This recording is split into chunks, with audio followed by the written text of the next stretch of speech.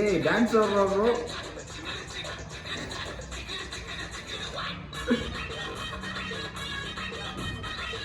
Happy birthday தலைவா.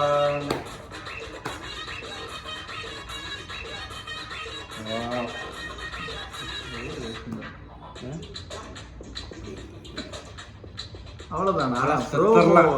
இதுக்குள்ள இருக்கிறவங்களா 73 வயசுல இந்த மாதிரி டான்ஸ். நம்மளாம் இங்க இருந்து ஸ்டெப் ஏறக்குள்ள மூச்சு வாங்குதுங்க.